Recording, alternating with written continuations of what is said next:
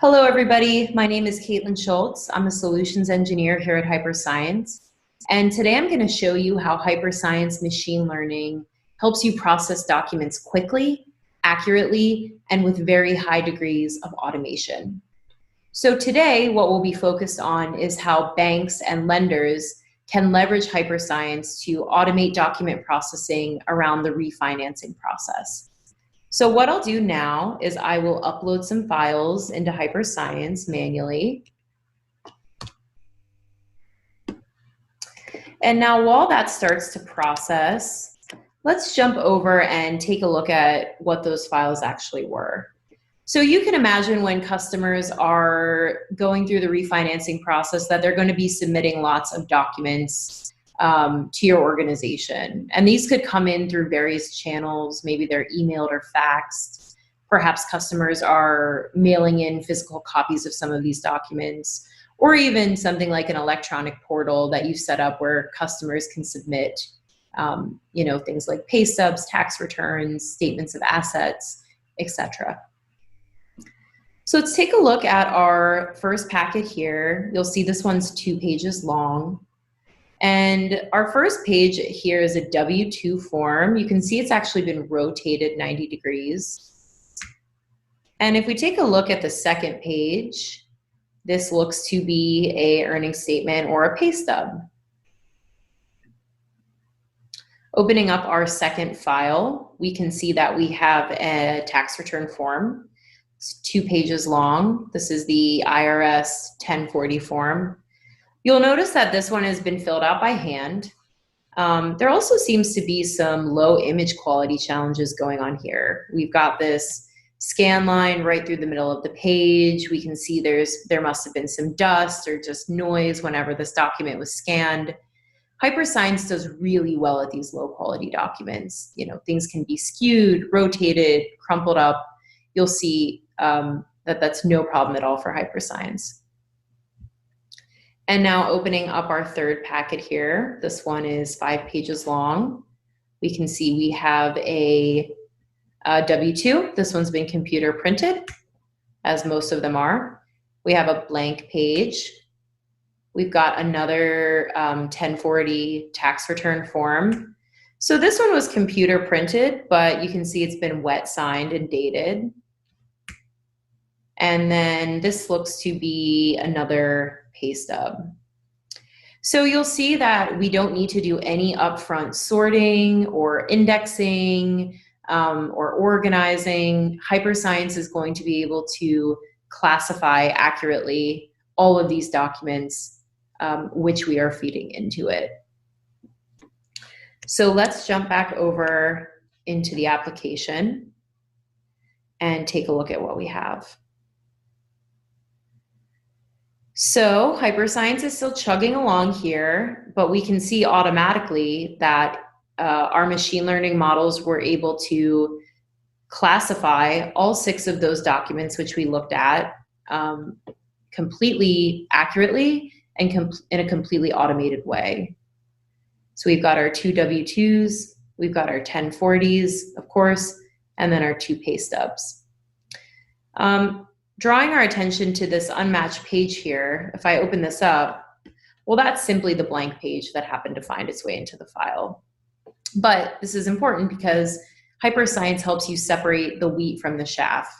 It can also help you identify documents which you have not yet classified that might actually be important where you do need to classify and potentially extract data off of them.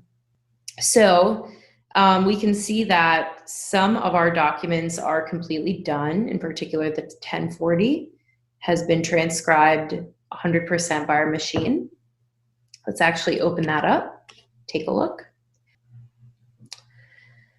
Okay, so this is our computer printed 1040. And I'm just going to select a couple of fields here to take a look at. So we've read this name here, Toddy R. It's his first name and middle initial. We've also correctly extracted the last name Pratt. That's important. Another great example here that I want to call out, take a look at the social security number. So whoever prepared this document, you can see that some of the numbers actually got printed, slightly shift over.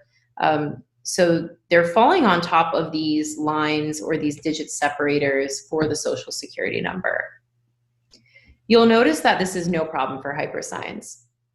We still correctly extracted this Social Security, 252-86-4183. And this is a case where kind of legacy or existing solutions may not do as well, but because we're powered by machine learning, our models are smart enough to correctly extract this value.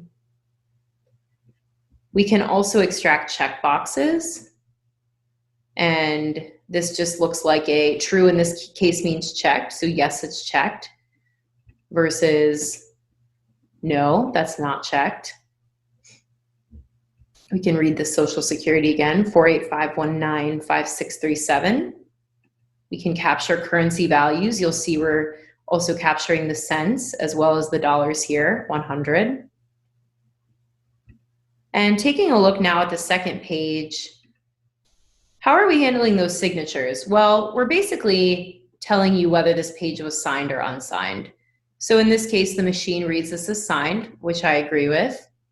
You'll notice that these dates were also written in by hand, and hyperscience is able to correctly extract June 18th, 2020. You'll see there's some normalization that happens here, and that's just simply to make the data more usable in different downstream processes. Jumping back to our submission, let's see what we have. So we've got one document in this manual transcription status. I'm going to set that aside for just a second, and we'll come back to that. And let's open up our other two W-2 documents and take a look at how hyperscience did extracting these. So these were both computer printed. I would expect the machine to do very well on these. Again, we're reading these currencies here, $54,684.11. We are also able to accurately extract the employer name and address. Hyperscience One World Trade, Suite 45A, New York, New York, 10047. We're able to correctly capture this control number, 12BN42. So you'll see that we also have a concept of a data type. In particular, this is an alphanumeric data type. So we give the machine a hint as to what it's looking for. If you think about the letter G and the number 6, for example, those could look almost identical. But if hyperscience knows that it's only looking for letters in the alphabet, it's going to know to correctly extract a G as opposed to the number 6. Let's quickly look at our other W-2.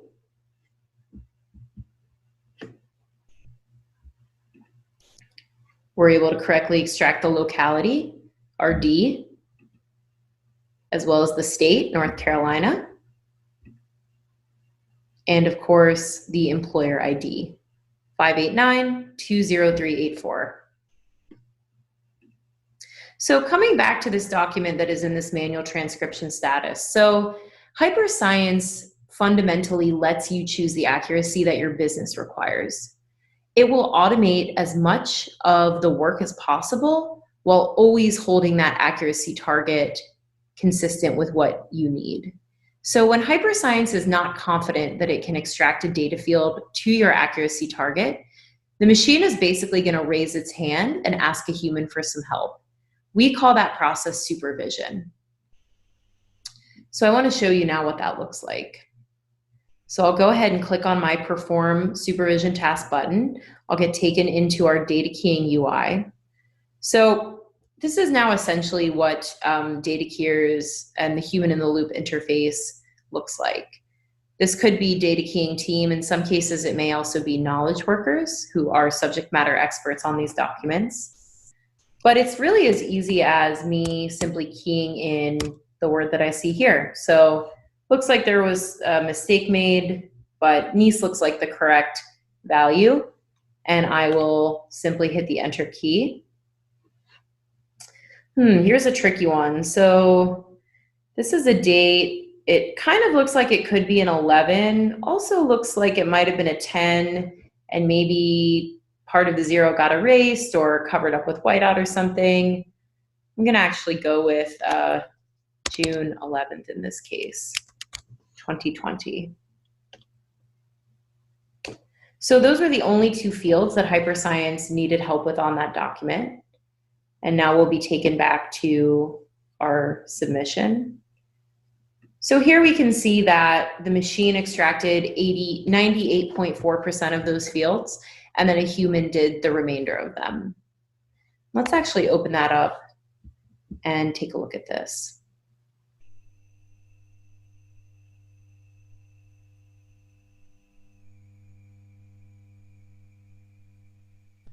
So most of the documents we've looked at so far have been computer printed. This one is handwritten, of course. So let's see how Hyperscience does in reading some of this handwriting. So we've got our first name, Shirley S. That looks correct. Hyperscience is able to correctly read Campbell. That's the last name. Can take a look at some of these social security numbers, 847-76-8420. You'll notice in some of these fields, the person has put a cross through it just to indicate that it's blank, and Hyperscience is able to accurately read that as blank. Dalton, Georgia, 30720. We've captured the address. Some of these names in particular, Serena Campbell, are correct. We see here, of course, this is the value which I keyed in.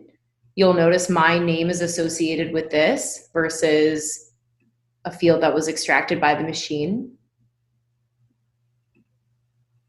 And of course, our currencies, so $11,879.